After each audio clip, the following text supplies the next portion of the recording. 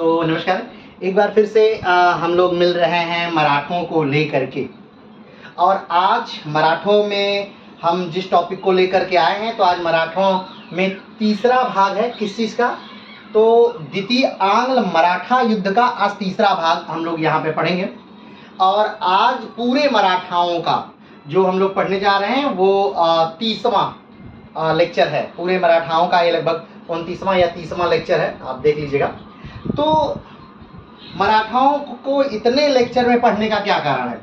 मराठाओं को इतने लेक्चर में पढ़ने का ये कारण है कि ताकि सारी जो चीज़ें हैं वन लाइनर, हमें रट्टा मारने की ज़रूरत ना हो, हमें वन लाइनर चीज़ों को याद करने की ज़रूरत ना हो, बल्कि ये पूरी बात पढ़ने के बाद हमें क्रम वाइज सारी बातें पता हो जाए कि कौन सी संधि कब हुई थी, कौन सी संधि किसके साथ हुई थी। भले उसके सन को हम थोड़ा सा मिस कर सकते हैं, लेकिन जब भी हमें व्यवस्थित करना हो तो हमें एक बार में उस पूरे संधियों को व्यवस्थित करें, उन घटनाओं को व्यवस्थित कर दें।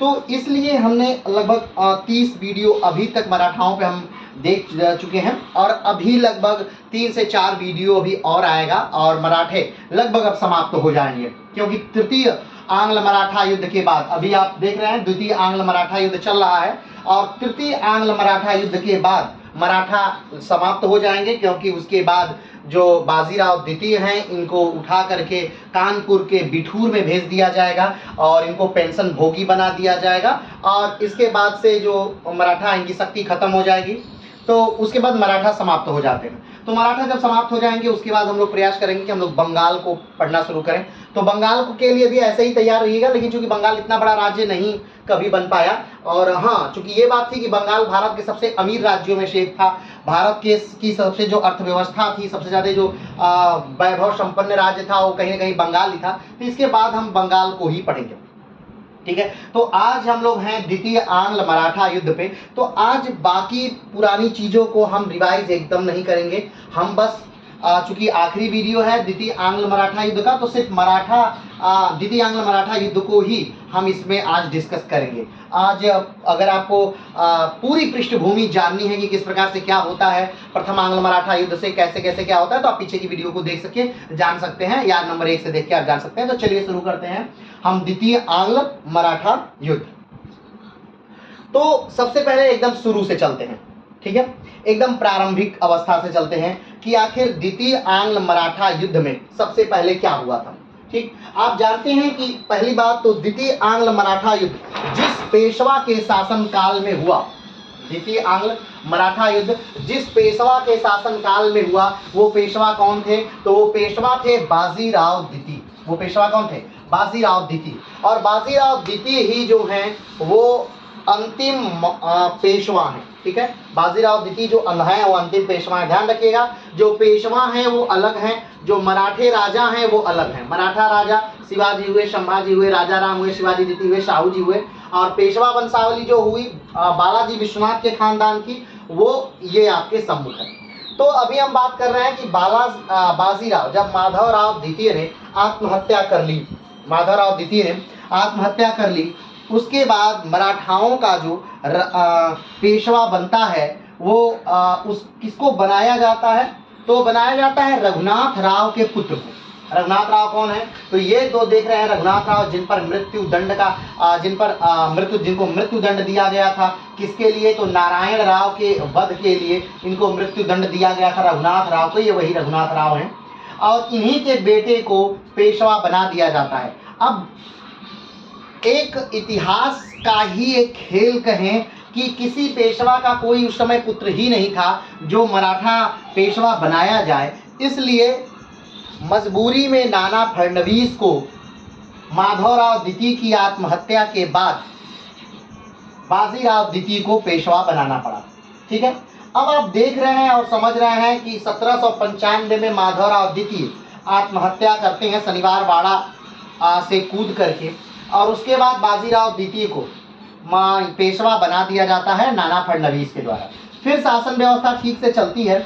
कहीं न कहीं उसी समय जो है 1895 में ये पेशवा बनते हैं, और 1800 में नाना फडणवीस की मृत्यु हो जाती है। नाना फडणवीस की मृत्यु हो गई, और लगभग सारे मराठा सरदार जो हैं, जो बड़े बड़े बेहतरीन मराठा सरदार थे वो भी लगभग नष्ट हो गए, उनका भी अस्तित्व खत्म हो गया, यानी कि वो मर गए, उनकी उम्र हो गई और वो अब नहीं रहे। तो अब मराठा साम्राज्य जो था वो बड़ा कमजोर हो गया, और ये कहें कि एक बड़े कमजोर हाथों में भी था जिसका नाम बाजीराव द्वितीय था। तो बाजीराव द्वितीय कहीं ना कहीं एक बहुत कमजोर व्यक्ति हैं जिनके हाथों में मराठा साम्राज्य की नींव पड़ी है, यानी मराठा साम्राज्य की इस समय मराठा साम्राज्य को संभाल रहे हैं बाजीराव द्वितीय, ये काफी अयोग्य व्यक्ति। ठीक, अब घटना क्या होती है, एक घटना घटती है, घटना अलग विषय है, लेकिन एक बात और आती है कि अंग्रेजों की कहीं ना कहीं निगाहें हैं, कहीं ना कहीं गिद्ध दृष्टि जो है वो मराठा साम्राज्य पर है कि मराठा कहीं ना कहीं से कोई गलती करें या मराठा कहीं ना कहीं आपस में लड़ाई करें और अंग्रेजों को कहीं ना कहीं मराठाओं के आंतरिक मामलों में हस्तक्षेप करने का अवसर मिल जाए। ये कहीं ना कहीं अंग्रेज खोज ही रहे थे, और ये अंग्रेजों को अवसर मिलता भी है। कब यह अवसर मिल जाता है? जब लॉर्ड वेलेस्ली आते हैं भारत में, बंगाल के गवर्नर जनरल बनकर जब लॉर्ड वेलेस्ली आते हैं भारत में, तो लॉर्ड वेलेस्ली ने एक संधि सिग्नेचर करवाई अलग अलग भारतीय राजाओं से। आपको पता होगा कि एक सहायक संधि जिसका नाम है सहायक संधि, उस सहायक संधि को भारतीय राजाओं से वो सिग्नेचर करा रहे थे। उस सहायक संधि को आप देखेंगे कि सिग्नेचर करने वाला सबसे पहला राज्य कौन था, तो हैदराबाद था। सहायक संधि पर सबसे पहले सिग्नेचर करने वाला। सहायक संधि क्या थी? तो सहायक संधि मूलतः यह थी कि आप अपनी विदेश नीति पूरी तरह से अंग्रेजों के हाथ में दे देंगे, आप सिर्फ अपना राज्य और आंतरिक मामलों को ही देखेंगे। आप अपनी सेना नहीं रख सकते, आप किसी राजा से युद्ध नहीं कर सकते, आप मिला जुला के आप कुछ भी नहीं कर सकते, बस आप एक तरह से बैठ करके पपेट की तरह बस चीजों को देखिए, आपके हाथ में कोई ताकत नहीं दी जाएगी। तो अंग्रेजों ने क्या किया लॉर्ड वेलेस्ली के समय कि पूरी जो ताकत व्यवस्था थी वो एक तरह से, तो अंग्रेजों ने मराठों के पास भी सहायक संधि का न्योता भेजा कि ये सहायक संधि है और इस पे आप सिग्नेचर कर दीजिए। ये घटना 1800 की है।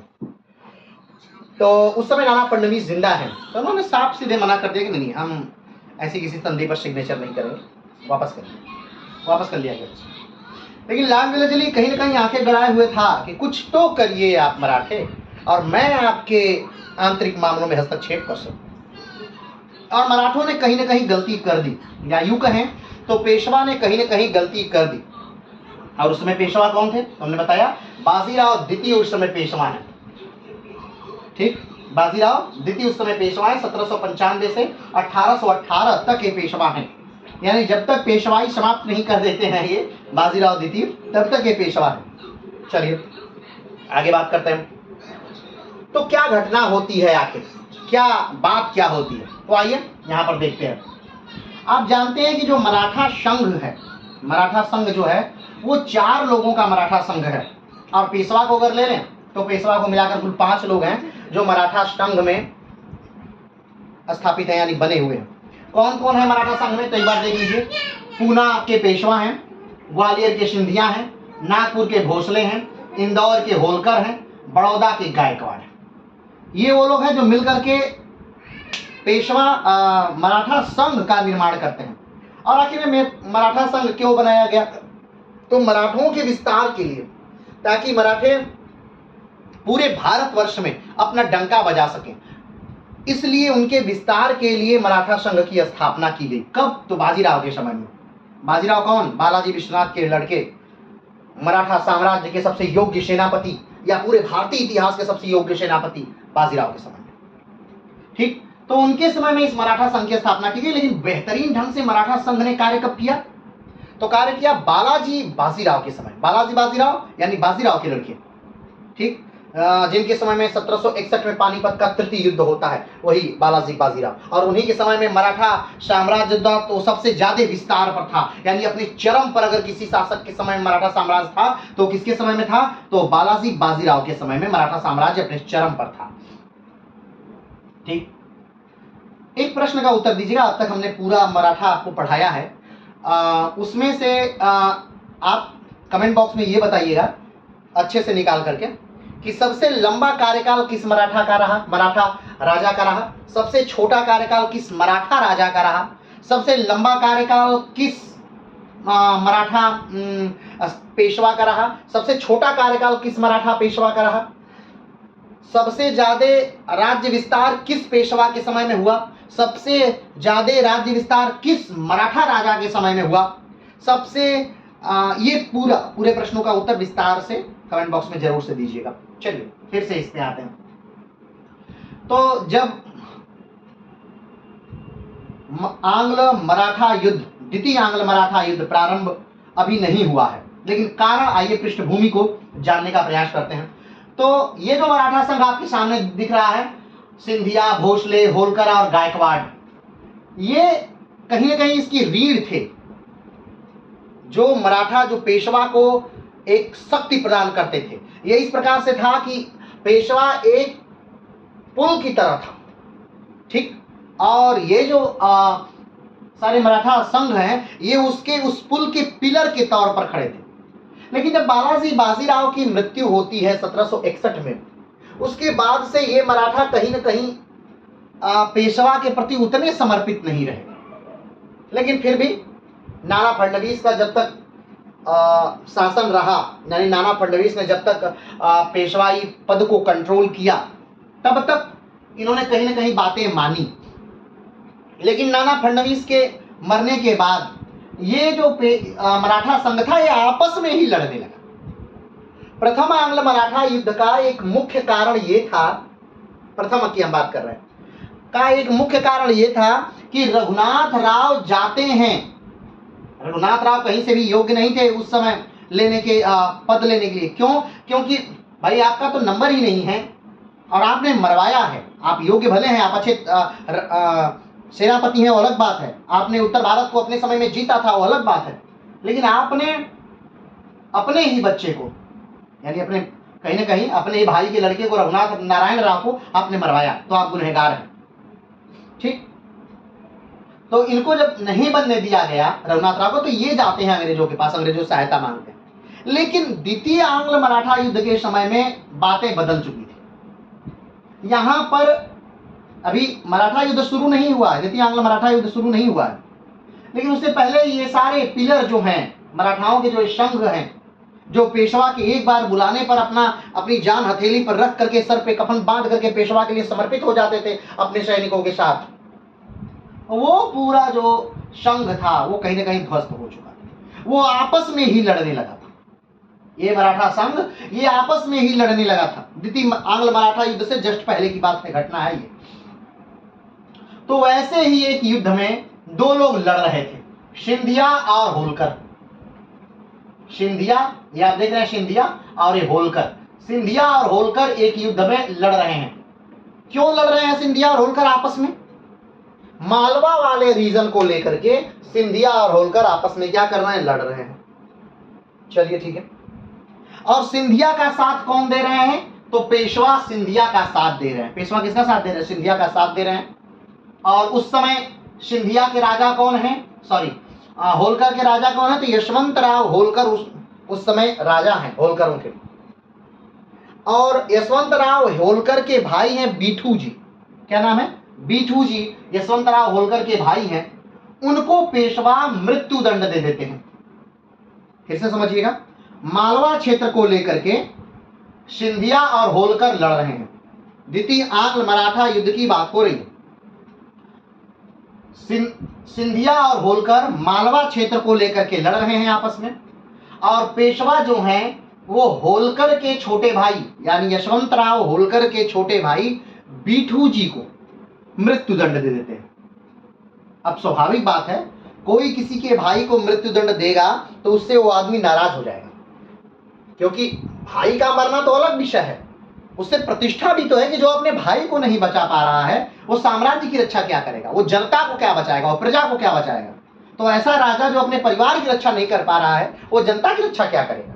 ये बहुत बड़ा चैलेंज वाली बात होगी। तो भाई साहब होलकर के भाई यशवंतराव होलकर के भाई साहब बीठू जी को पेशवा मृत्यु दंड दे देते हैं। ठीक, अब जब पेशवा मृत्यु दंड दे देते हैं होलकर के भाई को, तो ये होलकर को बहुत गुस्सा आता है और होलकर इस बात का प्रतिशोध लेने के लिए यशवंतराव होलकर पेशवा कौन है? बाजीराव द्वितीय। यशवंतराव होलकर बाजीराव द्वितीय पेशवा से बदला लेने के लिए पुणे पर आक्रमण कर देते हैं। ध्यान रखिएगा, जो पेशवाओं का मूल केंद्र था वो कहाँ था? पूना, महाराष्ट्र का, वर्तमान क्षेत्र महाराष्ट्र का है। मुंबई जो क्षेत्र है आप देख रहे होंगे मैप में, मुंबई आप देख ही लीजिए मैप में, पूना कहाँ? ठीक है, यहाँ मुंबई है। ये जो एरिया है महाराष्ट्र, आप देख रहे हैं भारत में कुल 28 राज्य हैं। 28 राज्यों में से एक राज्य है महाराष्ट्र। ठीक, महाराष्ट्र वही क्षेत्र है जहां अंगूर बहुत ज्यादा होते हैं, महाराष्ट्र वही क्षेत्र है जहां प्याज बहुत ज्यादा होती है, महाराष्ट्र वही क्षेत्र है जहां अनार बहुत ज्यादा होते हैं। तो ये महाराष्ट्र वाला क्षेत्र, ठीक, उस समय कोई महाराष्ट्र जैसा राज्य नहीं था, ध्यान रखिए। तो ये जो मुंबई है, मुंबई से इधर पूर्व की तरफ ये जो इलाका है ये पुणे है और ये बंबई है। और पुणे ही मूल केंद्र था किसका? पेशवाओं का। पुणे मूल केंद्र था किसका? पेशवाओं का। ठीक, और पेशवाओं, और उस समय पेशवा कौन था? तो उस समय पेशवा थे बाजीराव द्वितीय। ठीक है, तो बाजीराव द्वितीय पर आक्रमण कर देते हैं कौन? यशवंतराव होलकर। यशवंतराव होलकर कौन है? इनका मूल केंद्र है होलकरों का इंदौर। कहाँ है? इंदौर। इंदौर यानी मध्य प्रदेश वाला भाग। और इंदौर कौन सा भाग? मैप पे देखिएगा, भारत का सबसे स्वच्छ शहरों में से एक शहर है इंदौर। ठीक है, आज वर्तमान समय की बात कर रहे हैं। तो ये जो होलकर हैं, यशवंतराव होलकर, ये आक्रमण कर दिए। कहाँ? पुणे पर आक्रमण कर दिए। ठीक, चलिए, पुणे पर आक्रमण कर दिए। अब पुणे पर आक्रमण कर दिया और सिंधिया और पेशवा, हमने बताया था कि पेशवा ने किसका साथ दिया था? सिंधिया का। और सिंधिया और पेशवा के संयुक्त सेना को होलकर ने हरा दिया। यशवंतराव होलकर ने सिंधिया और पेशवा की संयुक्त सेना को हरा दिया। अब ये आश्चर्य ही था, या यूं कहें तो इतिहास का नया मोड़। हरा दिया, यशवंतराव होलकर ने सिंधिया और पेशवा की संयुक्त सेना को हरा दिया। तो आपस में बैठ के बातें हो सकती थी कि भाई आप जहां थे आप वहां जाइए, हम जहां हैं हमें यहां रहने दीजिए, आप अपने हिसाब से राज करिए, हमें अपने हिसाब से राज करने दीजिए। नहीं तो इस समय अंग्रेजों का समय है, वो कहीं ना कहीं बहुत तेजी से आएंगे, लूटेंगे, नोचेंगे, चोथेंगे, खाएंगे। मैंने कहा कि ठीक है चलिए। तो लेकिन ऐसा किसी ने नहीं किया, बैठ के बात किसी ने नहीं की। बाजीराव द्वितीय जो हैं वो यहां से उठते हैं, यानी कि पुणे से भागते हैं और भाग करके चले जाते हैं बेसिन में। बेसिन स्थान का नाम है। मुंबई वाला जो इलाका है उसे सालसेट और बेसिन, वो पूरा इलाका सालसेट और बेसिन का है।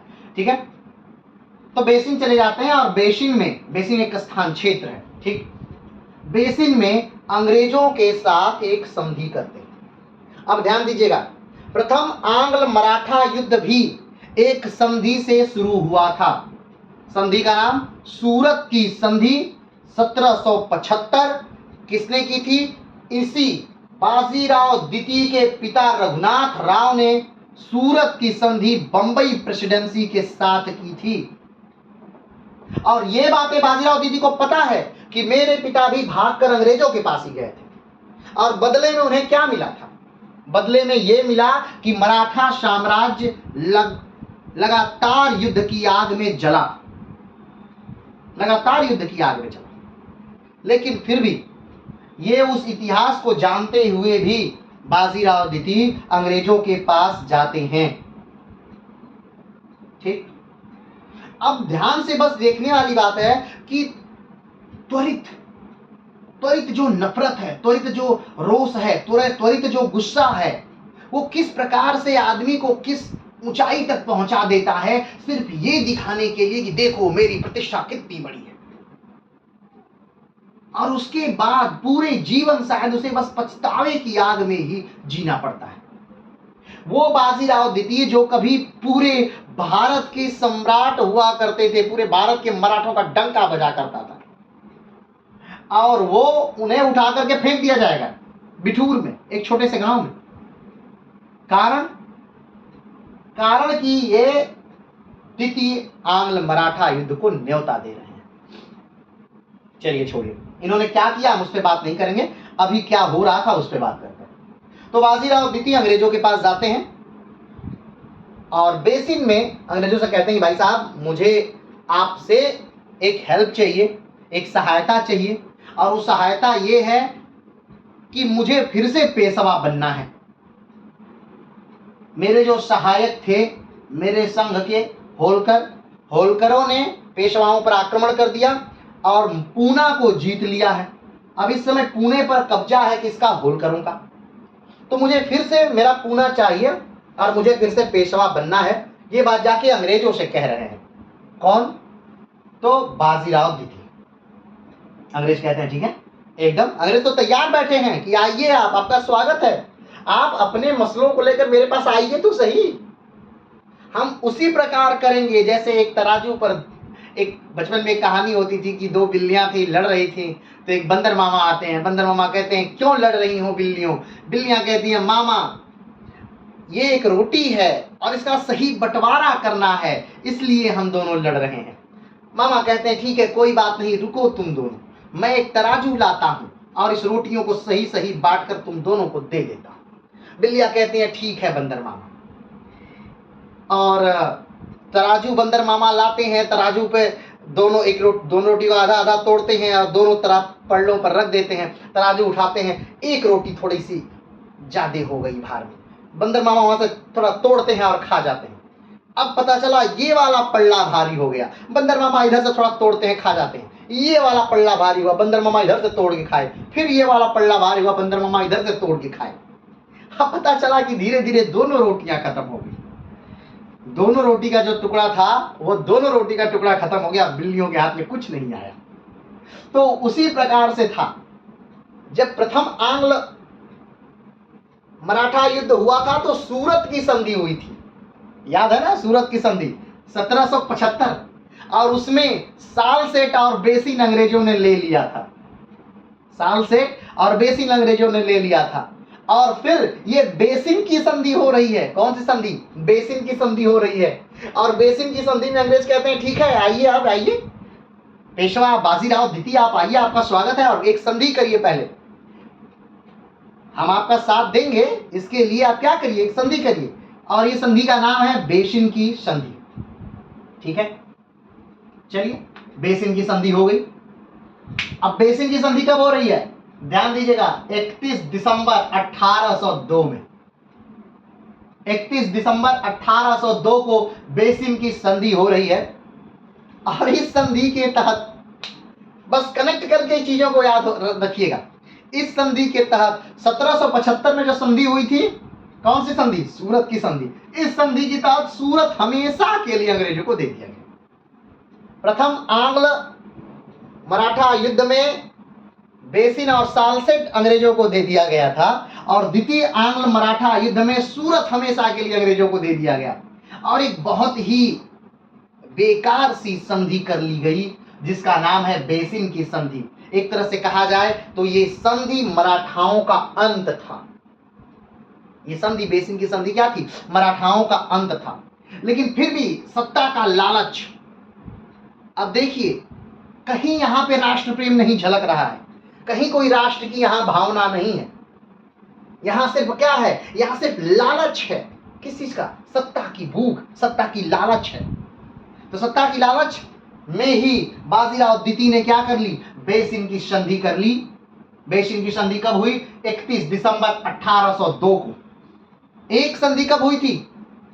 1775 को सूरत की संधि, प्रथम आंग्ल मराठा युद्ध को प्रारंभ करने के लिए। और ये दूसरी संधि हो रही है कब? 1802 में, 31 दिसंबर 1802 बेसिन की संधि, और द्वितीय आंग्ल मराठा युद्ध को प्रारंभ करने के लिए। चलिए, फाइनली बेसिन की संधि हो गई।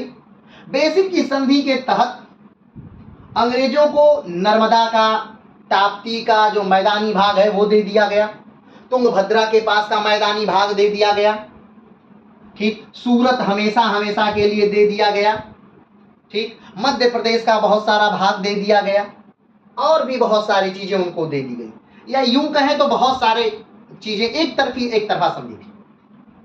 ऐसी सारी चीजें दी गई मराठों को जहां से 26 लाख रुपए वार्षिक की आय प्राप्त होती थी। क्यों? क्योंकि अंग्रेजों ने मराठा को लड़ने के लिए 6000 सैनिक और तोप दिए थे, और उसका रख रखाव, उसका खर्चा 26 लाख रुपए वार्षिक था। तो उसकी पूर्ति करने के लिए अंग्रेजों ने मराठाओं से बहुत सारा भूभाग ले लिया। चलिए अब ध्यान दीजिएगा, लेकिन ये जो संधि है ये मानने के लिए तैयार नहीं है। कौन? ये मराठा, ये जो स्तंभ थे पेशवाओं के, ये मानने के लिए तैयार नहीं। अंग्रेजों ने कहीं ना कहीं क्या कर दिया? होलकरों पर आक्रमण कर दिया। होलकरों पर क्या कर दिया? आक्रमण कर दिया। होलकर जो थे वो हार गए, पुणे में हार गए।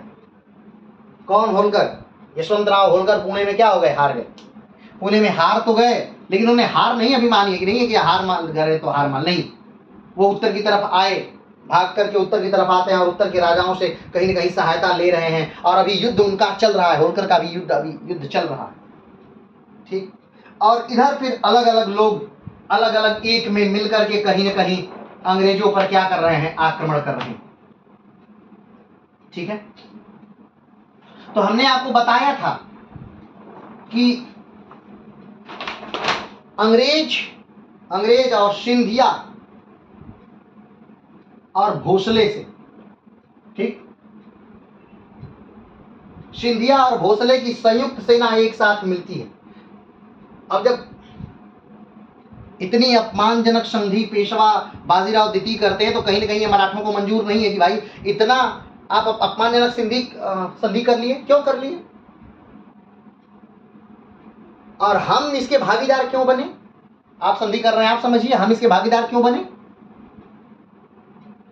तो कहीं ना कहीं ये सारे लोग अब एक में गुट में मिल रहे हैं, लेकिन अंग्रेज जानते हैं कि ये मराठे एक में मिलने नहीं चाहिए, ठीक। अंग्रेज क्या जानते हैं कि मराठों को एक में मिलने नहीं देना है, तो वो सबसे पहले कहां चले जाते हैं? गायकवाड़ के पास चले जाते हैं। कौन? अंग्रेज सबसे पहले कहां चले जाते हैं? गायकवाड़ के पास जाते हैं, ठीक, और गायकवाड़ से एक संधि सिग्नेचर कर लेते हैं। अब ध्यान दीजिए, यहां कौन सी नीति अंग्रेज चल रहे हैं? यहां अंग्रेज नीति चल रहे हैं फूट डालो और शासन करो की नीति। तो वो गायकवाड़ के पास जाते हैं, गायकवाड़ शासन क्षेत्र बड़ौदा, गायकवाड़ के पास जाते हैं और गायकवाड़ के साथ एक संधि करते हैं। संधि का नाम है कैम्बे की संधि। अभी कोई युद्ध करने से पहले ही, ध्यान दीजिएगा, अभी अंग्रेज कोई युद्ध अभी नहीं किए हैं, अभी तो युद्ध होगा। अभी युद्ध होने से पहले ही ये गायकवाड़ के पास जाते हैं और संधि कर लेते हैं गायकवाड़ से, कैम्बे की संधि, ठीक है। कैम्बे की संधि हम विस्तार से बता चुके हैं, पढ़ा चुके हैं पिछले वीडियो में, तो उसको हम रिवीजन नहीं करेंगे। तो गायकवाड़ से कैम्बे की संधि कर लेते हैं अंग्रेज।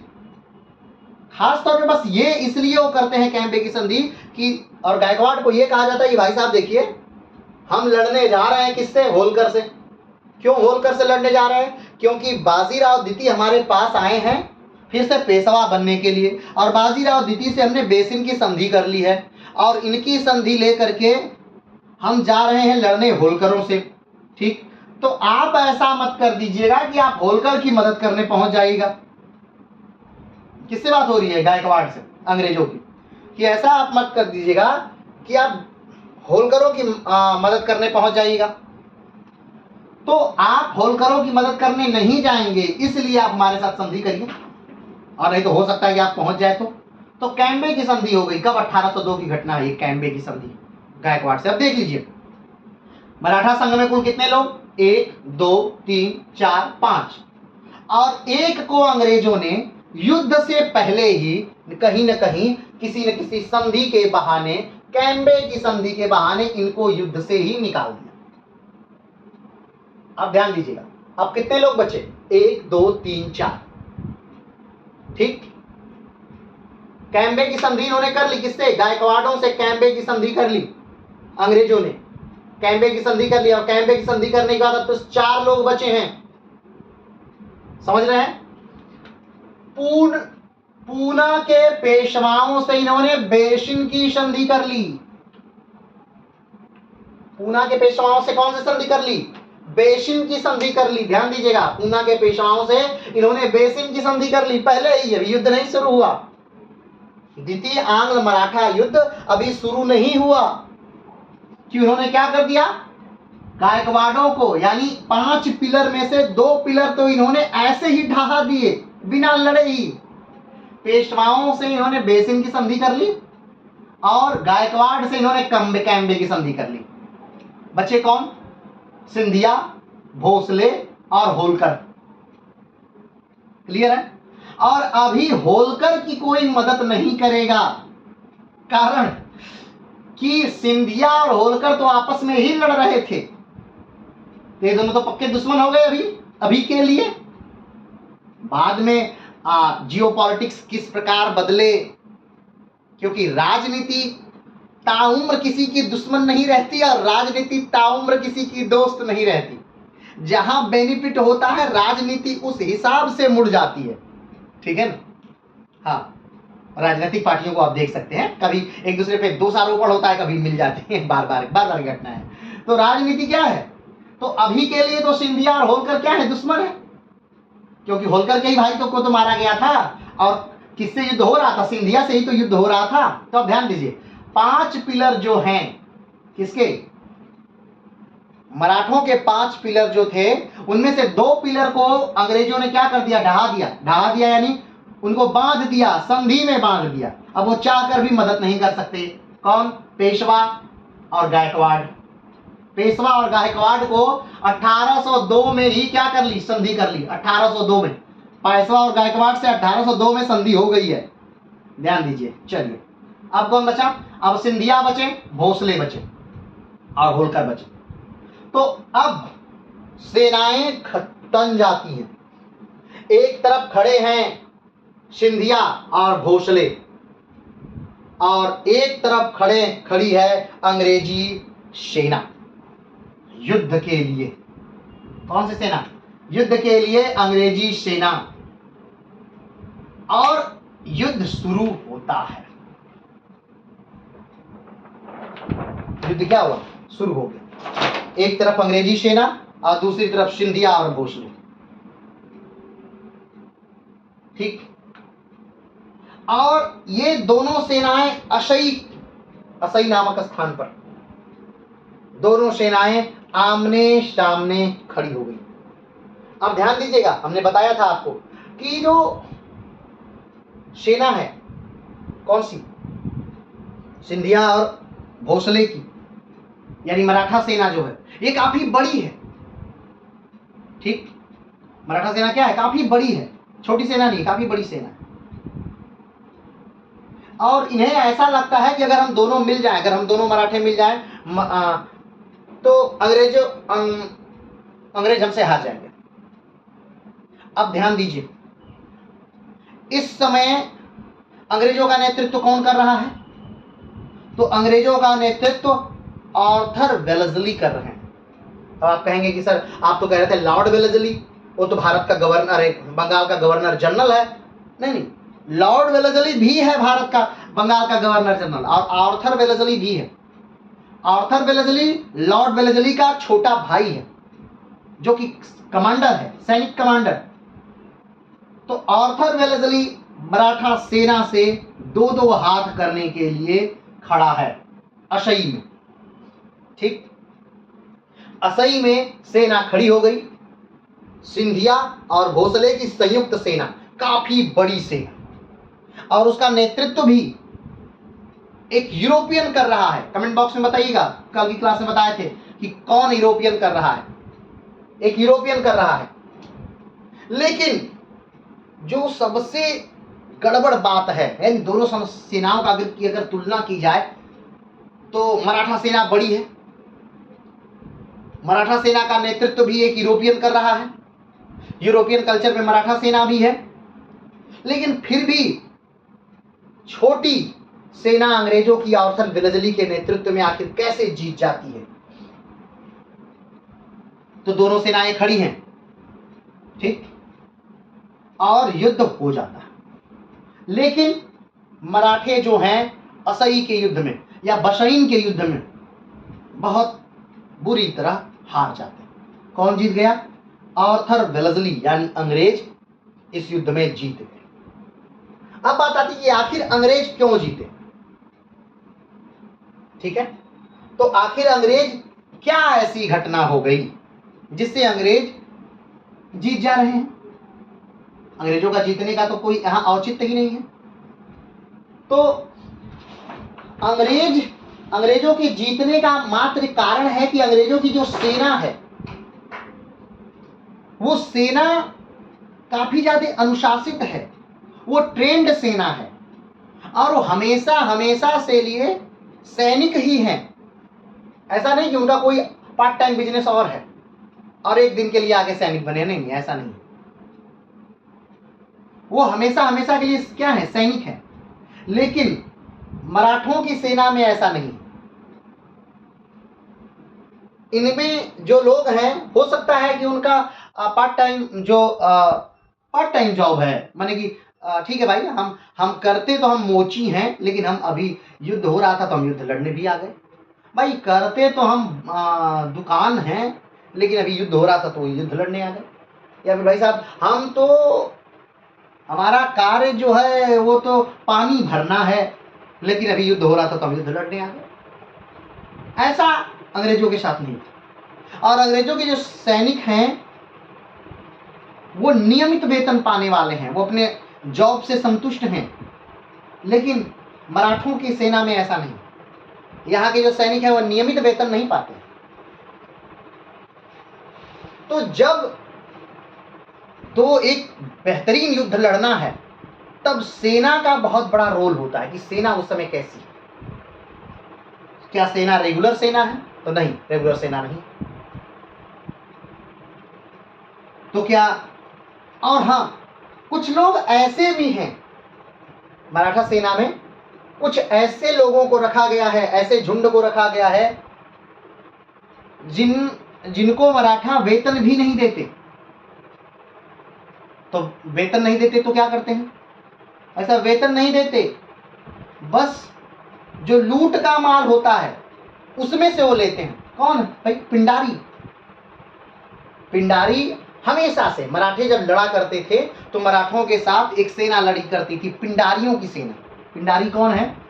तो अलग अलग संप्रदाय के लोग, अलग अलग जाति के लोग, अलग अलग धर्म के लोग आकर के एक उग्रवादी ग्रुप है, समझ लीजिए। पिंडारी के तौर पे वो बाद में चल के लुटेरा हो जाएगा, डकैत हो जाएगा। और तृतीय जो आंग्ल मराठा युद्ध होगा कहीं ना कहीं पिंडारियों के कारण ही होगा। तृतीय आंग्ल मराठा युद्ध को पिंडारी युद्ध ही कहते हैं। अब इतना बस जान लीजिए। तो जो पिंडारी है वो मराठों की सेना में है और पिंडारी कोई वेतन नहीं लेते, कोई वेतन नहीं। भाई हमें वेतन नहीं चाहिए। तो क्या चाहिए आपको? जब युद्ध हो जाएगा, युद्ध समाप्त हो जाएगा, हम जीत जाएंगे, तो जो लूट का माल है उसमें से हम अपना हिस्सा लेंगे, वो लेंगे हम, हमें वेतन नहीं चाहिए। तो अब सोचिए, तो अनुशासन कम है। ठीक, लीडर भले चाहे जैसा है, लेकिन अनुशासन क्या है? अनुशासन है ही नहीं।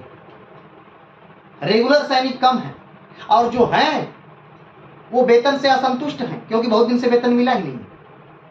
तो ऐसी परिस्थिति में जो मराठा सेना है या मराठा हैं वो हार जाते हैं। किससे? तो आर्थर वेलेस्ली के नेतृत्व में। अब आर्थर वेलेस्ली कौन है?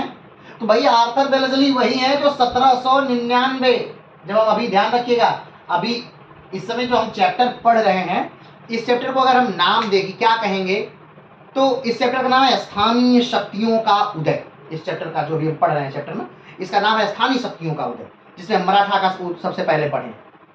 क्योंकि आप देख रहे हैं ना, मुगल साम्राज्य ढह रहा है, कमजोर हो रहा है, तो दूसरी शक्तियां निकल रही हैं। एक तरफ मराठा निकल रहे हैं, एक तरफ अवध निकल रहा है, एक तरफ निजाम निकल रहे हैं, एक तरफ बंगाल निकल रहा है। तो ये सारे लोग स्वतंत्र हो रहे हैं ना। एक तरफ मैसूर भी आ जाएगा, तो ये स्थानीय शक्तियों का उदय कब? मुगल साम्राज्य के पतन के बाद, या मुगल साम्राज्य जब पतन हो रहा है उस समय ये स्थानीय शक्तियां निकल रही हैं। तो इसके बाद हम पढ़ेंगे क्या? मैसूर को। तो चलिए अभी छोड़ते हैं। तो क्या हम कह रहे थे? हाँ, तो फाइनली ऐसी परिस्थितियों में क्या होता है? हार जाते हैं। कौन हार जाते हैं? तो मराठे हार जाते हैं, अंग्रेज जीत जाते हैं। आर्थर वेलेस्ली कौन है? तो आर्थर वेलेस्ली 1799 में टीपू सुल्तान को हरा चुके हैं, या यूं कहें कि श्रीरंगपट्टम के युद्ध में टीपू सुल्तान लड़ते लड़ते मर गए थे। तो उस युद्ध का नेतृत्व भी किसने किया था? आर्थर वेलेस्ली ने ही किया था। अब ध्यान दीजिए, टीपू सुल्तान कोई साधारण योद्धा नहीं है, या मैसूर कोई साधारण सा राज्य नहीं था कि जाकर के गए और यूं हरा दिया। नहीं, एक बेहतरीन लड़ाका है टीपू सुल्तान खुद। अब सोचिए, राजा है लेकिन युद्ध मैदान में लड़ रहा है, और श्रीरंगपट्टम में लड़ते हुए मारा जाना, ये अपने आप में बहुत बड़ी बात है, गर्व की बात है कि एक राजा लड़ते हुए मारा जा रहा है।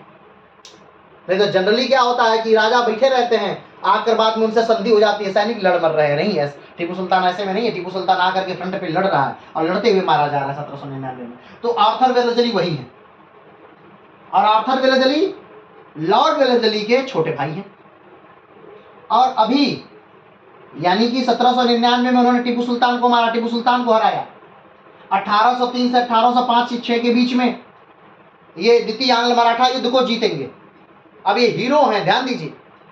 और फिर ये कहीं ना कहीं फ्रांस में जाकर के वाटरलू की लड़ाई में नेपोलियन बोनापार्ट को हराएंगे।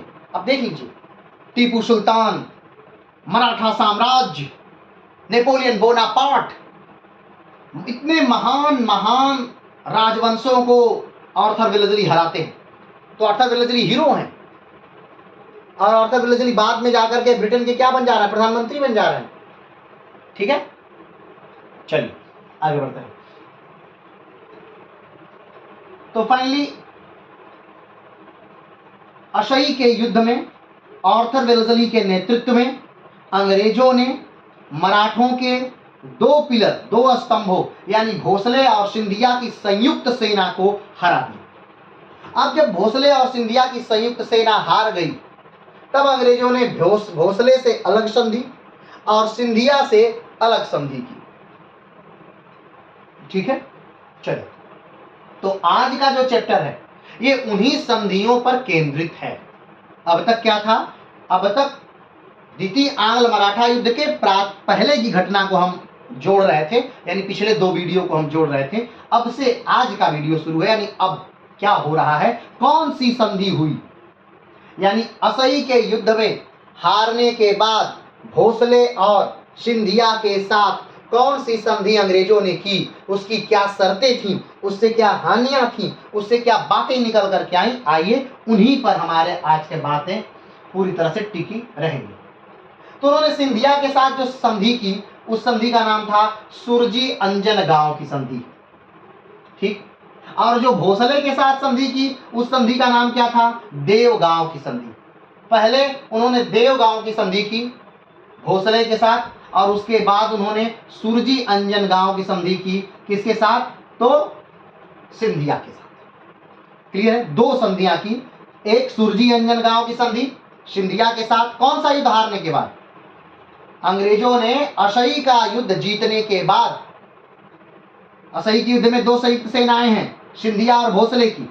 इन दोनों सेनाओं को हराने के बाद आर्थर वेलेस्ली ने दोनों से, यानी दोनों मराठा पिलर यानी सिंधिया और भोसले से अलग अलग संधियां की। सिंधिया से संधि सुरजी अंजन गांव की संधि, और भोसले से संधि देवगांव की संधि। तो आइए सबसे पहले शुरू करते हैं हम सुरजी अंजन गांव की संधि।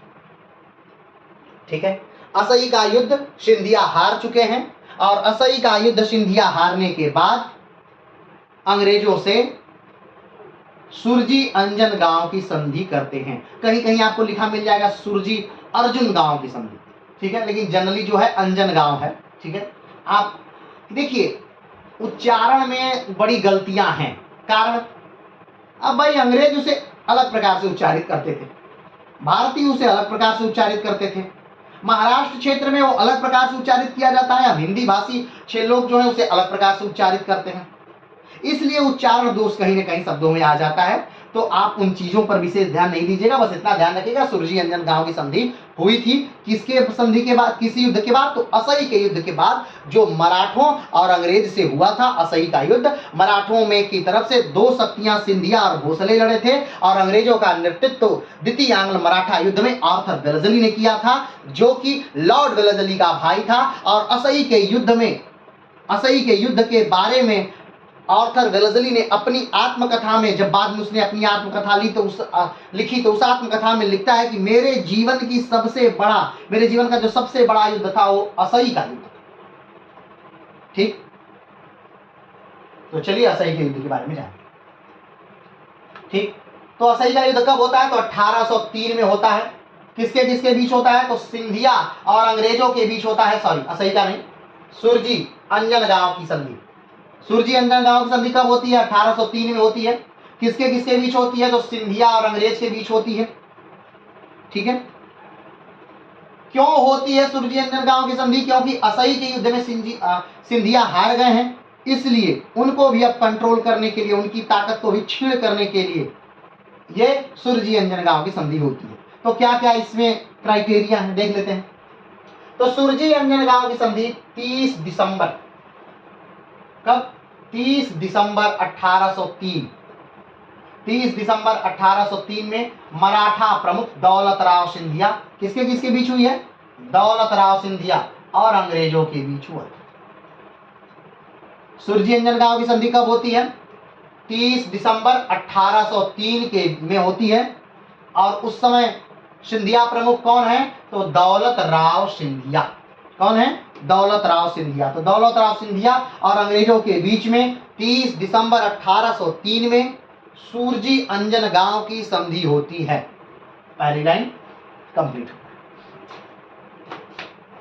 ठीक, दूसरी बात क्या हो रही है इसमें, 30 दिसंबर 1803 को असई की लड़ाई और अरगांव की लड़ाई के बाद सिंधिया ने अंग्रेजों के साथ सुरजी अंजन गांव की संधि पर हस्ताक्षर किए।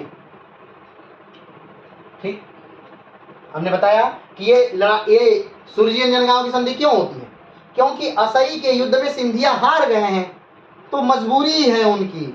ऐसा नहीं कि बहुत खुश होके ये संधि कर रहे हैं, नहीं, मजबूरी है उनकी, तो मजबूरी में उनको संधि करनी पड़ रही है, तो इसलिए ये संधि होती है। यह समझौता द्वितीय एंग्लो युद्ध के पहले चरण में मध्य भारत में मेजर जनरल आर्थर वेलेस्ली के सैन्य अभियान का परिणाम था। यानी सुरजी अंजन गांव की संधि जो है वो किस चीज का परिणाम है, तो आर्थर वेलेस्ली जो है वो जीते हैं, उन्हीं के कारण ये संधि हो पाई है। मुझे नहीं लगता कि अगर आर्थर वेलेस्ली जैसा उस समय लीडर नहीं रहता या सेनापति नहीं रहता तो अंग्रेज इस असई के युद्ध में जीत पाते। क्योंकि आज हमें लगता है कि हाँ भाई जीत गए होंगे, लेकिन उस समय परिस्थिति को हम शायद नहीं समझ पा रहे। मराठों की सेना कहीं बड़ी थी, मराठे उस क्षेत्र में लड़ने में माहिर थे। हाँ, ये बात अलग है कि आर्थर वेलेस्ली जो है लोकल भाषा सीखते हैं, उस एरिया का मैप बनाते हैं, लोकल लोगों की मदद लेते हैं, लेकिन मराठों को ऐसा कुछ नहीं करना है, ना लोकल लैंग्वेज सीखनी है, ना लोकल लोगों की मदद लेनी है, ना उस इलाके का मैप बनाना है। वो सब कुछ जानते हैं, सब कुछ उनके दिमाग में फीड है, लेकिन फिर भी वो हार जाते हैं। तो कारण बस वहां एक ही कारण था कि आर्थर वेलेस्ली जैसा सेनापति जो मराठों के पास उस समय नहीं था। हाँ, ये युद्ध तब और रोमांचक होता, इतिहास में युद्ध और रोमांचक तब होता जब एक तरफ आर्थर वेलेस्ली जैसा सेनापति रहता और दूसरी तरफ बाजीराव पेशवा जैसा सेनापति रहता, तब ये युद्ध रोमांचक होता और सच में तब देखा जाता कि हाँ भाई अब कौन जीतता है। चल, वैसे अब इस युद्ध को बदला नहीं जा सकता, तो अब हम इस युद्ध को पढ़ लेते हैं। हाँ, लेकिन आप ये सोचकर रोमांचित हो सकते हैं कि हाँ भाई ये उसी प्रकार है कि द प्रिंस के लेखक एक साथ होते और अर्थशास्त्र के लेखक जब एक साथ रहे होते और दोनों एक साथ बैठ करके जब कोई एक ग्रंथ लिखते तो कैसा होता। तो उसी प्रकार है कि एक तरफ बाजीराव होते और दूसरी तरफ आर्थर वेलेस्ली होता और दोनों का युद्ध होता इस असई में। तब पता चलता कि ये लड़ाई कहाँ जा रही है। चलिए, इस संधि के परिणाम स्वरूप गंगा यमुना का दोआब, दोआब माने आप समझ सकते हैं, दो नदियां हैं, मान लीजिए ये नदी है और ये नदी है, ठीक है, तो इस नदी, दो नदियों के बीच का ये जो भाग है, दो आब, आब माने नदी होता है, दो माने दो, यानी दो नदियों के, आब माने भूमि, ठीक है, दो आब, तो ये जो दो नदियों के बीच की भूमि है, ठीक है, इसी को क्या कहते हैं, दो आब कहते हैं, ठीक है। तो इस संधि जो हुई, कौन सी संधि, सुरजी अंजन गांव की संधि, तो इसके चलते सिंधिया को क्या खोना पड़ा, ऐसा नहीं कि भाई सिंधिया हार गए, तो हमेशा ये युद्ध की का नियम रहा है कि जो हारा है वो युद्ध का पूरा खर्चा जीतने वाले को दे, जितना खर्चा लगा है जीतने वाले का, अब वो जीतने वाला डिसाइड करेगा कि उसका कितना खर्चा लगा है, तो हारा हुआ व्यक्ति जीतने वाले को वो चीजें देगा। तो यहाँ पर क्या क्या देते हैं सिंधिया, गंगा जमुना का दोआब वाला क्षेत्र अंग्रेजों को दे दिया जाता है, हरियाणा अंग्रेजों को दे दिया जाता है, दिल्ली अंग्रेजों को दे दिया जाता है, आगरा अंग्रेजों को दे दिया जाता है, बुंदेलखंड अंग्रेजों को दे दिया जाता है, भड़ौच अंग्रेजों को दिया जाता है, अहमदनगर का किला अंग्रेजों को दे दिया जाता है। अब देख लीजिए, एक संधि ने, सुरजी अंजन गांव की संधि ने सिंधियाओं का कितना नुकसान किया कि गंगा जमुना का दोआब, हरियाणा, दिल्ली, आगरा, बुंदेलखंड, भड़ौच, अहमदनगर का किला, ये पूरा क्षेत्र जो है वो किसको दे दिया गया, तो अंग्रेजों को दे दिया। चलिए आगे बढ़ते। इस संधि को 2 बार संशोधित किया गया, ऐसा नहीं कि संधि हो गई तो इसको छोड़ दिया गया, नहीं, इसको कई बार संशोधित किया गया, यानी 2 बार संशोधित किया गया। एक बार नवंबर 1805 में, यानी लगभग युद्ध समाप्त होने पर, और दूसरा 5 नवंबर 1817 को इसको फिर से संशोधित किया गया, ठीक है। आगे तो ये तो हो गई असई का युद्ध हारने के बाद सिंधिया के साथ जो संधि हुई थी, वो सुरजी अंजन गांव की संधि, ठीक। अब भोसले की भी तो संयुक्त सेना थी, हमने बताया था कि असई के युद्ध में सिर्फ सिंधिया ही नहीं थे, सिंधिया के साथ साथ भोसले की भी सेना लड़ रही थी अंग्रेजों से, और आर्थर वेलेस्ली ने इन दोनों, यानी सिंधिया और भोसले दोनों की संयुक्त सेनाओं को हराया था। तो सिंधियाओं के साथ तो संधि हो गई सुरजी अंजन गांव की संधि, और भोसले के साथ कौन सी संधि हुई, भोसले के साथ हुई देवगांव की संधि। ये जो देवगांव है या फिर सुरजी अंजन गांव जो है, ये स्थान का नाम है, इस स्थान पर वो संधि हुई थी, इसलिए स्थान के नाम से ही वो संधि जानी जाती है। तो भोसले के साथ कौन सी संधि होती है, देवगांव की संधि होती है। और देवगांव की संधि कब हो रही है, तो 17 दिसंबर, कब हो रही है, 17 दिसंबर, यानी ध्यान दीजिएगा यहाँ पर समय क्या है, 30 दिसंबर, 30 दिसंबर, और ये समय क्या है, 17 दिसंबर, यानी पहले जो संधि हुई थी किससे हुई थी, तो भोसले के साथ हुई थी, उसके बाद जो थी वो सिंधिया के साथ हुई थी, ठीक है। आगे बढ़ते हैं। तो देवगांव की संधि होती है 1803 में भोसले के साथ और अंग्रेजों के साथ, ठीक। अब फिर वही बात, प्रश्न आता है कि आखिर देवगांव की संधि 17 दिसंबर 1803 में क्यों हुई थी, क्योंकि भोसले हार गए थे असई का युद्ध अंग्रेजों से। आर्थर वेलेस्ली ने भोसले और सिंधिया को संयुक्त रूप से असई के युद्ध में हरा दिया था। उस युद्ध में हारने के बाद देवगांव की संधि भोसले के साथ सिग्नेचर की गई, ठीक। आप इससे पहले देख सकते हैं कैम्बे की संधि गायकवाड़ इसके साथ संधि कर ली गई है 1802 में, ठीक। और बेसिन की संधि 1802 में ही पेशवा के साथ संधि कर ली गई है, 2 लोग पहले ही हट गए। सुरजी अंजन गांव की संधि सिंधिया के साथ 3 लोग हट गए। देवगांव की संधि भोसले के साथ 4 लोग हट गए। अब एक अकेला आदमी लड़ेगा, कौन, होलकर, और होलकर के साथ 1805 में राजपुर घाट की संधि, यानी सबसे आखिर में जो हार मानने वाला व्यक्ति है वो कौन है, वो होलकर है। और जो सबसे कम घाटे में व्यक्ति रहा वो भी होलकर है, क्योंकि होलकर पूरी तरह से हारे नहीं थे। और लगा कि ठीक है भाई, आप जो कहते हैं आइए मिल मिला के संधि कर लिया था, तो संधि होगी राजपुर घाट की संधि। तो चलिए आगे बढ़ते हैं, इसमें देवगांव की संधि देखते हैं कि इसमें क्या क्या बातें हैं देवगांव की संधि के बीच। तो सर आर्थर वेलेस्ली और बरार के मराठा राजा रघुजी भोसले द्वितीय, ठीक। भोसले के राजा कौन है उस समय, तो भोसले में राजा है रघुजी भोसले। और सिंधिया के राजा कौन थे उस समय? तो दौलत राव सिंधिया। ये दोनों नाम याद रखिएगा, ठीक। यानी देवगांव की संधि किसके किसके बीच हुई? तो भोसले राजा रघुजी भोसले और अंग्रेजों के बीच। कब? 1803 में।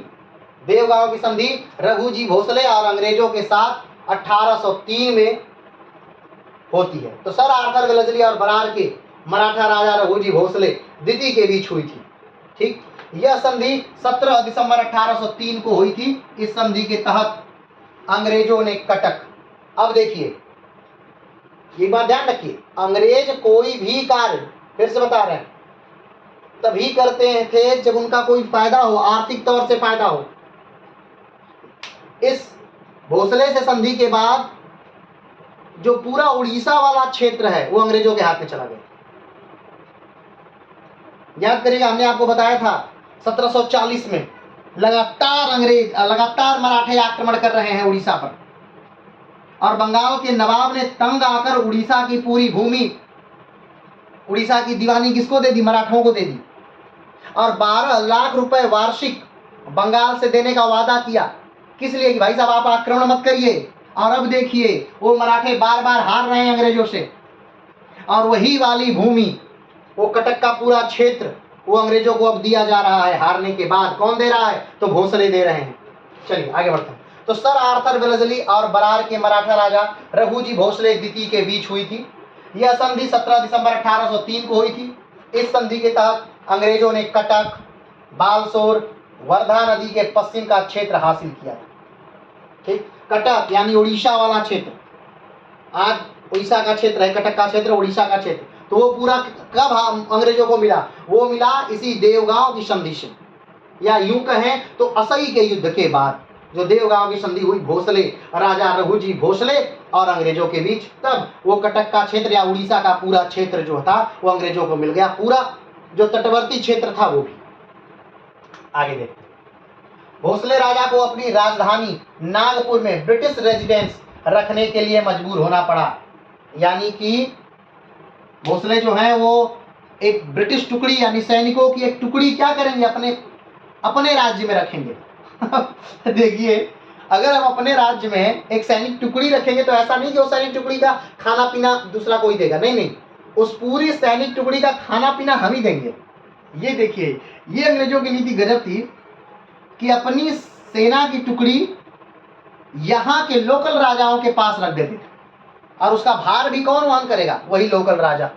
जब जरूरत होगा तो वो सहायता किसको करेगी? वो टुकड़ी अंग्रेजों को, लेकिन उसका खाना पीना, उसकी सैलरी कौन देगा? वो राजा देगा। तो इसके तहत एक जो टुकड़ी थी अंग्रेजों की सेना की टुकड़ी, उसे भोसले क्या करेंगे? रखेंगे। चलिए, इस किस संधि के तहत? तो देवगांव की संधि के तहत, जो कब हुई थी? 17 दिसंबर 1802 भोसले राजा रघुजी भोसले और अंग्रेजों के बीच। आगे बढ़ते हैं। भोसले ने निजाम अथवा पेशवा के साथ होने वाले किसी भी झगड़े में अंग्रेजों को पंच बनाना स्वीकार किया। अगली जो बात थी उसमें क्या बात थी? भोसले ने कहा कि ठीक है, अगर मेरा झगड़ा, किसी भी प्रकार का मेरा झगड़ा अगर पेशवा से होता है या फिर दक्षिण के निजाम से होता है, तो भाई मैं अंग्रेजों को बुलाकर पंच बनाऊंगा। यानी अंग्रेज निर्णय करेंगे कि क्या होगा अब इसमें, इस मैंने जो झगड़ा कर लिया, उस झगड़े का निर्णय कौन करेंगे? अंग्रेज करेंगे। देख लीजिए, यानी झगड़ा भविष्य में कभी भी हो, कोई भी हो, निर्णय अंग्रेज ही करेंगे। तो ये अंग्रेजों ने एक अलग ही नीति के तहत कार्य किया। चलिए अगला पॉइंट क्या था? अंग्रेजों ने उससे यह वादा भी लिया कि वह अपने यहाँ कंपनी सरकार की अनुमति के बिना किसी यूरोपीय को नौकरी नहीं देगा। यानी भोसले के पूरे राज्य में कोई भी यूरोपीय नौकरी नहीं करेगा जब तक कि अंग्रेजों की अनुमति ना हो। अगर भोसले किसी यूरोपीय को नौकरी देना चाहते हैं या अमेरिकन को नौकरी देना चाहते हैं तो पहले उनको क्या करना पड़ेगा? हमसे अनुमति, यानी अंग्रेजों से अनुमति लेना होगा, उसके बाद ही वो किसी यूरोपीय या अमेरिकन को नौकरी देंगे। चलिए आगे बढ़ते हैं। व्यवहारिक दृष्टिकोण से इस संधि ने भोसले को अंग्रेजों का आश्रित बना दिया। अब आप देख लीजिए कि भोसले के ने इतना पूरा क्षेत्र अंग्रेजों को दे दिया। भोसले अगर किसी से युद्ध करता है या किसी से, वैसे तो युद्ध कर ही नहीं पाएगा वो, अगर वो कुछ भी करता है तो पंच जो है वो अंग्रेजों को बनाया जाएगा। भोसले अपने राज्य में किसी को नौकरी देने के लिए भी स्वतंत्र नहीं है, वो भी अंग्रेजों से पूछ कर नौकरी देगा। राज्य मेरा, देश मेरा, पैसा मेरा, और हम नौकरी देंगे तीसरे से पूछ के। ये देखिए, इस बात को समझने की जरूरत, रटने की नहीं, बस समझने की। आगे बढ़ते हैं। यह संधि असई के युद्ध हारने के बाद भोसले करते हैं। भोसले उड़ीसा का लगभग पूरा तटवर्ती क्षेत्र दे देते हैं। उड़ीसा जो एक भारतीय राज्य है, आप देखे होंगे उड़ीसा को मैप में, नहीं देखे हैं तो एक बार देख लीजिए थोड़ा सा। ये वाला जो भाग है, ये उड़ीसा का ये जो तट है, ये जो उड़ीसा का तट है, ये पूरा जो भाग है ये उड़ीसा है। और उड़ीसा का ये जो तट है इसे उत्कल तट कहते हैं। उत्कल याद है? उत्कल शब्द राष्ट्रगान का जब आप वाचन करते हैं तो उसमें उत्कल आता है। वो उत्कल किसको संबोधित करता है? वो उत्कल इसी उड़ीसा को संबोधित करता है। तो ये उत्कल तट कहलाता है। ये उड़ीसा का जो तट है ये उत्कल तट कहलाता है। बस समझे? चलिए, तो ये उत्कल तट जो है ये पूरा किसके साथ में आ गया? ये अंग्रेजों के सानिध्य में आ गया। उत्कल तट ही नहीं, ये उत्तरी सरकार तट भी। उत्तरी सरकार तट किसको कहते हैं? आंध्र प्रदेश का ये जो तट है ना, आंध्रा का ये जो तट है, इसको क्या कहते हैं? उत्तरी सरकार तट कहते हैं। तो ये उत्कल और उत्तरी सरकार तट लगभग दोनों जो तट था ये किसके कब्जे में आ गया? ये अंग्रेजों के कब्जे में आ गया। आप जानते होंगे कि भारत में 9 राज्य ऐसे हैं जिनकी भूमि समुद्र से लगती है। अलग अलग राज्यों में समुद्र से जो भूमि लगती है उनका अलग अलग नाम है। कमेंट बॉक्स में बताइएगा सबका नाम, ठीक है? अभी हम 2 का तो हम बता ही दिए, एक उत्कल हो गया, एक उत्तरी सरकार हो गया। तो उत्तरी सरकार वाला ये पूरा भूमि और उत्कल वाला तट का पूरा भूमि भोसले ने क्या कर दिया? दे दिया। किसको? अंग्रेजों को। क्यों? क्योंकि संधि हुई। कौन सी? देवगांव की संधि। ठीक। और क्यों हुई देवगांव की संधि? क्योंकि असई के युद्ध में हार गए थे। कौन? भोसले। चल आगे बढ़ते। अगला पॉइंट है, इस संधि से उत्तरी सरकार तट और उत्कल तट का लगभग पूरा क्षेत्र अंग्रेजों के कब्जे में चला गया। ठीक, यानी उत्कल तट और उत्तरी सरकार तट किसके कब्जे में चल गया? अंग्रेजों के कब्जे में। किस संधि के बाद? देवगांव की संधि की बात। कब हुई थी देवगांव की संधि? 17 दिसंबर 1803। किसके किसके बीच? रघुजी भोसले और अंग्रेजों के बीच। क्यों हुई थी? असई के युद्ध में भोसले को हारने के कारण। आगे बढ़ते हैं। सिंधिया, भोसले, गायकवाड़, पेशवा, इन सारे लोगों ने अंग्रेजों के साथ कोई ना कोई संधि कर ली थी। ध्यान दीजिएगा। गायकवाड़ ने कौन सी संधि की? कैम्बे की संधि। पेशवा ने कौन सी संधि की? बेसिन की संधि। सिंधिया ने कौन सी संधि की? सुरजी अंजनगांव की संधि। और भोसले ने कौन सी संधि की? देवगांव की संधि कर ली थी। लेकिन होलकर लड़ाई लड़ रहे थे। लेकिन अभी होलकर बस एक पिलर अब बाकी है। अब ध्यान रखिए, 5 पिलर थे पूरे मराठाओं में। मराठा संघ बनता था उससे, ठीक। लेकिन उस 5 पिलर में से 4 पिलर को अंग्रेजों ने क्या कर दिया? ध्वस्त कर दिया। अब बस एक पिलर बचा है, होलकर, और वो अकेले लड़ाई लड़ रहे हैं। उत्तर भारत की तरफ आ रहे हैं, वो सिखों से मदद मांग रहे हैं, उत्तर भारत के राजाओं से मदद मांग रहे हैं कि आइए अंग्रेजों के खिलाफ लड़ा जाए। कोई मदद दे रहा है, नहीं दे रहा, लेकिन फिर भी वो लड़ाई लड़ रहे हैं, ठीक। बस एक होलकर उत्तर भारत के राजाओं को जुटाकर अंग्रेजों से युद्ध लड़ना चाहते थे, लेकिन होलकर को भी हारना पड़ता है। अब होलकर भी क्या हो जाते हैं? हार जाते हैं, ठीक। होलकर को हराने के लिए अवध की आर्मी के साथ जनरल लेक को भेजा गया था। हमने आपको बताया था कि मराठों को हराने के लिए 2 तरफ से 2 जनरल आ रहे थे। उत्तर की तरफ से जनरल लेक और दक्षिण की तरफ से आर्थर वेलेस्ली, ठीक। तो यहां पर जनरल लेक जो है वो किससे लड़ रहे हैं? वो लड़ेंगे होलकर से। किसकी आर्मी के साथ? लेकिन देखिए, लोकल आर्मी के साथ। जनरल लेक किसके साथ लड़ रहे हैं? अवध के साथ। अवध की आर्मी के साथ को लेकर के जनरल लेक क्या कर रहे हैं? लड़ रहे हैं। और जनरल लेक कहीं ना कहीं किसको हरा देते हैं? तो होलकर को हरा देते हैं, ठीक। जनरल लेक क्या कर देते हैं? तो होलकरों को हरा देते हैं।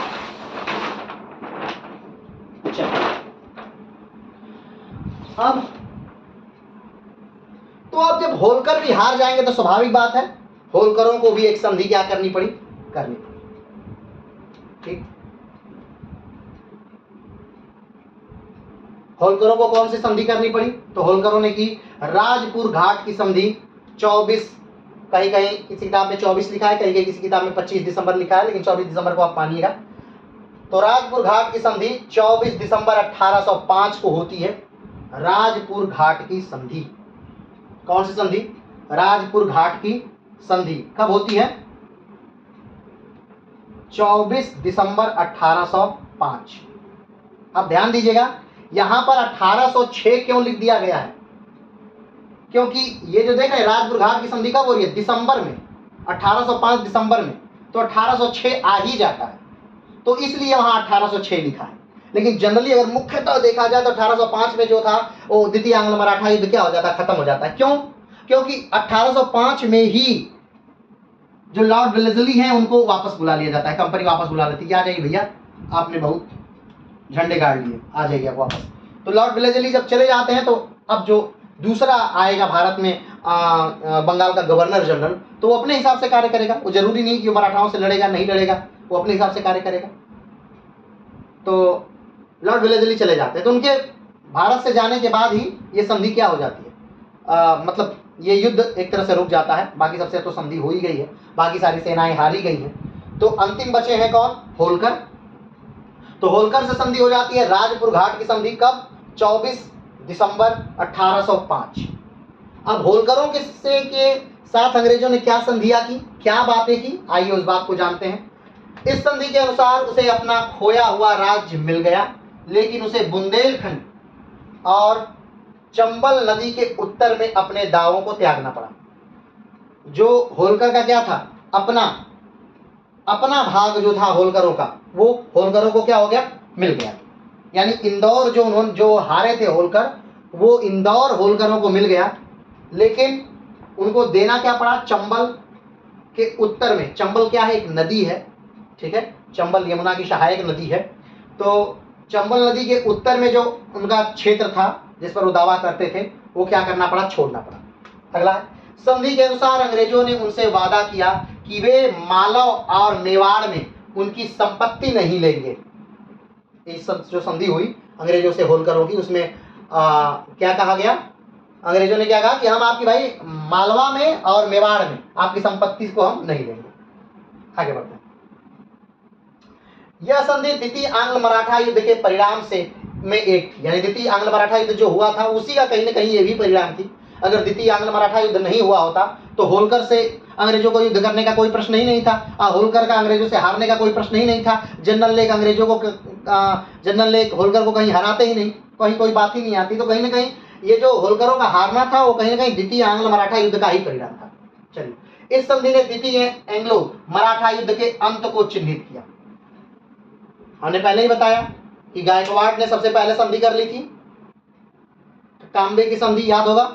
उसके बाद पेशवाओं ने संधि कर ली कि हमारा राज्य हमको दिलवाइए, याद होगा आपको, बेसिन की संधि। फिर आपने देखा कि देवगांव की संधि हो गई, भोसले ने कर ली। उसके बाद आपने देखा कि सुरजी अंजनगांव की संधि थी, सिंधिया ने कर ली। तो 5 मराठा संघ जो थे उसमें से 4 ने संधि कर ली।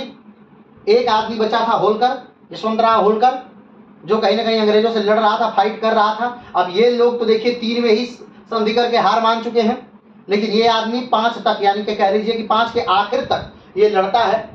और 1805 में 24 दिसंबर 1805 में संधि होती है राजपुर घाट की संधि होलकर के साथ, ठीक, यशवंतराव होलकर और अंग्रेजों के बीच। चलिए, इस संधि ने द्वितीय एंग्लो मराठा युद्ध को अंत कर दिया। यानी कि इस संधि के साथ ही द्वितीय आंग्ल मराठा युद्ध क्या हो गया? एक तरह से समाप्त ही मान लीजिएगा कि एक तरह से क्या हो गया? समाप्त हो गया। आगे बढ़ो। राजपुर घाट की संधि अंग्रेजों और होलकर राजा यशवंतराव होलकर के मध्य 24 दिसंबर 1805 को हुई थी, बात हो चुकी है। इस संधि को राजपुर या राजघाट की संधि के नाम से जाना जाता है, ठीक। इस संधि के बाद होलकर ने निम्न इलाके अंग्रेजों को दे दिए। अब ध्यान दीजिए, यहां पर आपने देखा कि सूरज अंजनगांव की संधि हुई तो सिंधिया ने अंग्रेजों को क्या दिया? गंगा जमुना का दुआब, हरियाणा, दिल्ली, आगरा, बुंदेलखंड, भड़ौच, अहमदनगर का किला, ये सारा चीज दे दिया सिंधिया ने सुरजी अंजनगांव की संधि में। देवगांव की संधि में भोसले ने क्या दे दिया? तो भोसले लगभग पूरा उत्तरी सरकार तट और उत्कल तट पूरा दे दिए, ठीक। और राजपुर घाट की संधि में जसवंतराव होलकर ने क्या दे दिया अंग्रेजों को, वो भी देख लीजिए। कौन कौन से भाग दे दिए, तो टोंक वाला, राजस्थान का जो भाग है टोंक वाला भाग दे दिए, रामपुर दे दिए, बूंदी दे दिए। यह इलाके वर्तमान के राजस्थान राज्य का भाग थे। तो ये चीजें किसने दे दी, होलकरों ने दे दी। लेकिन फिर भी अगर एक तरह से देखा जाए तो होलकरों का जो पलड़ा था इन लोगों के मुकाबले कम था। एक तरह से ये संधि कुछ ठीक ठाक संधि थी, यानी राजपुर घाट की संधि क्या थी, कुछ ठीक संधि थी बाकियों की अपेक्षा। निष्कर्ष क्या हुआ इस युद्ध का, वैसे अभी पूरी बात अभी हम इस युद्ध में नहीं करेंगे, अंग्रेजों के जीतने का कारण वगैरह वगैरह वगैरह बात करेंगे, लेकिन इसको बाद में अंतिम में विस्तार से करेंगे। अंतिम विस्तार से मतलब यानी तृतीय को होने के बाद, तृतीय एंग्लो मराठा युद्ध होने के बाद में इन अंत में ही तीनों युद्धों का विस्तार से वर्णन करेंगे। तो निष्कर्ष क्या रहा, द्वितीय आंग्ल मराठा युद्ध का क्या निष्कर्ष रहा। तो इस युद्ध के बाद बाजीराव द्वितीय को फिर से पेशवा बना दिया गया। अब देखिए बाजीराव द्वितीय अपनी गद्दी पा गए। ये द्वितीय आंग्ल मराठा युद्ध की सबसे बड़ी उपलब्धि रही। अंग्रेज जिस चीज को लेकर लड़े थे, ध्यान दीजिएगा, प्रथम आंग्ल मराठा युद्ध में अंग्रेज किस चीज को लेकर लड़े थे कि रघुनाथ राव को गद्दी देना है।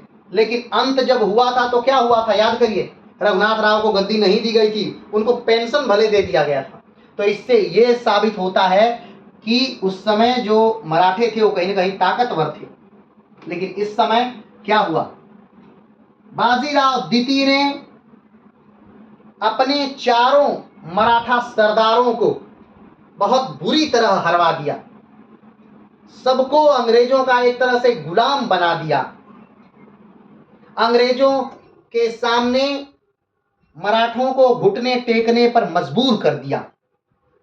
अगर बाजीराव द्वितीय अंग्रेजों से सहायता मांगने नहीं जाते, आपस में इस बात को सुलझा लेते तो द्वितीय आंग्ल मराठा युद्ध नहीं होता। और अगर ये युद्ध नहीं होता तो कहीं न कहीं हो सकता है कि अभी गुलामी कुछ दिन और टल जाती, क्योंकि अब ध्यान दीजिएगा ये दिल्ली वाला क्षेत्र यही 1803 में अंग्रेजों के कब्जे में आ गया है।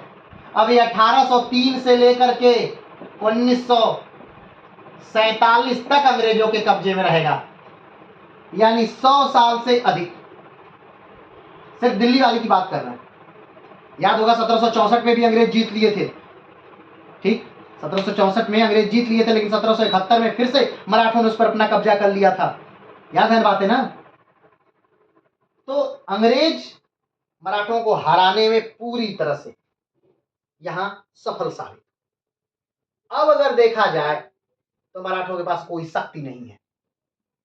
द्वितीय आंग्ल मराठा युद्ध के बाद मराठा निर्बल हैं, बेबस हैं, लाचार हैं, उनके पास किसी प्रकार की कोई शक्ति नहीं बची। तो आइए अगर संक्षिप्तकी में अगर जाने कि क्या हुआ द्वितीय आंग्ल मराठा युद्ध में, तो एक व्यक्ति पेशवा बनने के लिए जिसका नाम बाजीराव द्वितीय है आता है अंग्रेजों के पास और अंग्रेजों से एक संधि करता है जिसका नाम है बेसिन की संधि। बेसिन की संधि के बाद अंग्रेज उसको राजा बनाने, पेशवा बनाने के लिए सारे मराठा राजाओं को एक तरह से लपेटे में ले लेते हैं, क्योंकि बेसिन की संधि उन मराठा राजाओं को मंजूर नहीं है।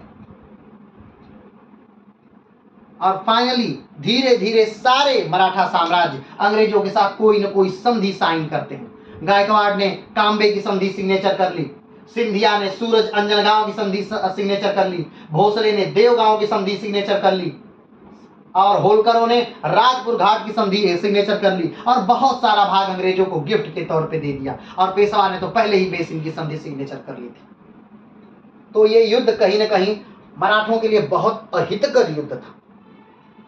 पहला जब युद्ध हुआ प्रथम आंग्ल मराठा युद्ध, तो हमने आपको कहा था कि इसमें मराठों को कोई खास फायदा नहीं हुआ था।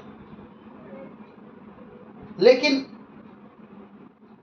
सालबाई की संधि में, सालबाई की संधि यानी प्रथम आंग्ल मराठा युद्ध में सालबाई की संधि से अंत हुआ था। और द्वितीय आंग्ल मराठा युद्ध में इतने संधियों से सबके साथ अलग अलग संधि अंत हुआ, लेकिन सालबाई की संधि से बस अंग्रेजों को एक फायदा हुआ, सालसेट और बेसिन का क्षेत्र। लेकिन अब देख लीजिए द्वितीय आंग्ल मराठा युद्ध के बाद पूरा मराठा सरदार गुलाम एक तरह से।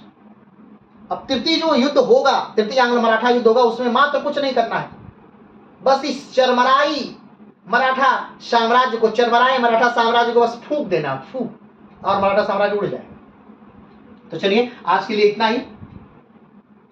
आज यहां पर द्वितीय आंग्ल मराठा युद्ध समाप्त होता है। कल से फिर हम लोग प्रयास करेंगे कल की, या तो हम लोग बाजीराव द्वितीय को पढ़ लेंगे, और या फिर तो हम लोग कल से शुरू कर देंगे तृतीय आंग्ल मराठा युद्ध।